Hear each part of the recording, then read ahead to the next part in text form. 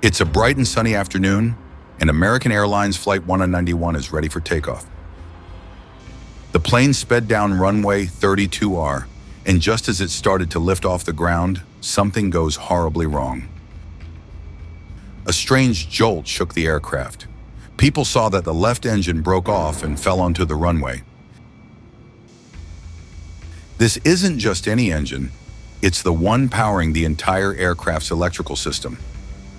Suddenly, the crew is thrust into a desperate fight for control. With the cockpit plunged into darkness and chaos, the pilots struggle against the odds. But without electricity in the cockpit, the pilots are facing an almost impossible challenge. What happened next? Could they possibly survive this critical situation? Stay with us to uncover the harrowing tale of American Airlines Flight 191.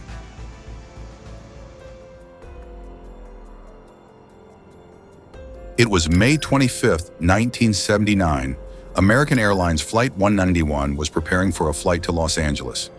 The aircraft operating Flight 191 is an McDonnell Douglas DC-10, registered N110AA. It had been delivered on February 25, 1972, and it had logged just under 20,000 hours of flying time over 7 years. In command is Captain Walter L., who is 53 years old.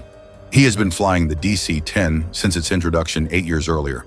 He has logged around 22,000 flying hours, of which about 3,000 on the DC-10. He is also qualified for 17 other aircraft, including the DC-6, the DC-7, and the Boeing 727. The captain is not supposed to fly today, but he is taking over for a colleague.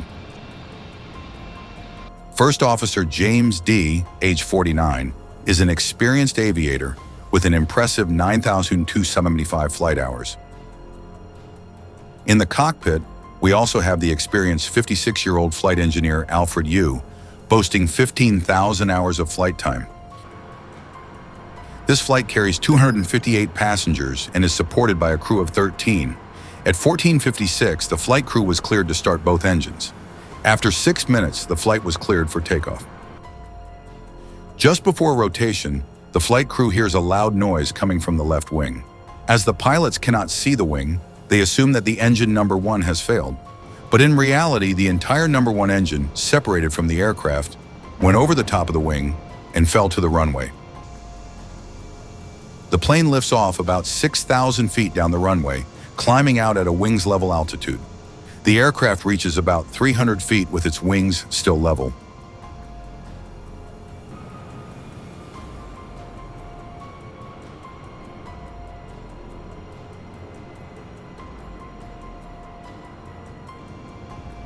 As part of the American Airlines procedure, the flight crew puts the plane in a steep climb. At this point, the plane enters a stall without warnings in the cockpit. Shortly thereafter, the aircraft begins to turn and roll to the left. The nose pitches down, and the aircraft begins to descend. Now you are seeing the real picture of the incident. A photographer at the airport manages to capture the final moment of Flight 191 with his camera. American Airlines Flight 191 crashed in an open field and trailer park about 4,680 feet W of the departure end of runway 32R. In total, 271 people from that flight left this world on that day. The crash of this plane was and still is the worst air accident in U.S. history. Also, the crash of this aircraft was the third major accident involving this plane model DC-10 in the last 5 years. On June 6, 1979, 2 weeks after the crash, the Federal Aviation Administration suspended the type certificate for this plane's model. In addition, it also enacted a special air regulation banning the use of foreign models from U.S. airspace.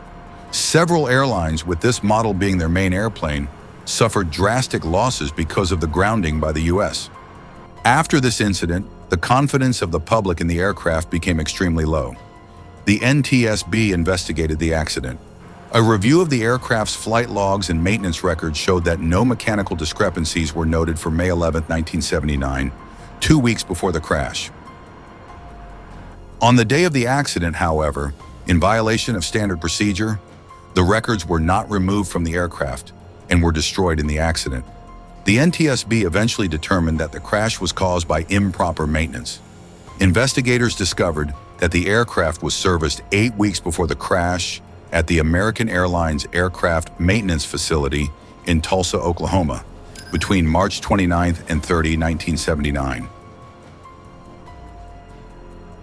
On those dates, the aircraft had undergone routine service, during which the engine and pylon had been removed from the wing maintenance. The removal procedure recommended by this airplane company called for the engine to be detached from the pylon before detaching the pylon itself from the wing. However, American Airlines, as well as Continental Airlines and United Airlines, had developed a different procedure that saved approximately 200 man-hours per aircraft. This new cost-effective procedure involved the removal of the engine and pylon assembly as a single unit, rather than as individual components. American Airlines procedure supported the engine mush pylon assembly with the hold of a large forklift. However, during the repair, the forklift accidentally struck the pylon mount, which resulted in unseen damage. The structural damage was not enough to cause an immediate failure. Eventually, the damaged rear pylon mount was weakened to such an extent that it was no longer able to support even normal flight loads and failed. This plane's left engine provided all of the aircraft's electrics. When it failed, warnings in the cockpit along with the block boxes were cut. This is why the plane stalled without the pilots knowing it. Had they known, the plane could have been saved. Inspection of this aircraft fleet found that there were several planes of this model at both American and Continental that already had fatal damage to their pylon mounts. The field service representative from this airplane company stated the company would not encourage this procedure due to the element of risk and had so advised American Airlines. However, this company does not have the authority to either approve or disapprove the maintenance procedures of its customers. Once the FAA was satisfied that maintenance issues were primarily at fault and not the actual design of the aircraft, the type certificate was restored on July 13th and the special air regulation was repealed. This aircraft's model DC-10 eventually became one of the safest planes in the sky. Thank you for watching our deep dive into the tragic story of American Airlines Flight 191. What do you think was the most critical moment in this disaster? Share your thoughts in the comments below. Don't forget to like, subscribe, and hit the bell icon for more fascinating stories from aviation history. See you in the next video.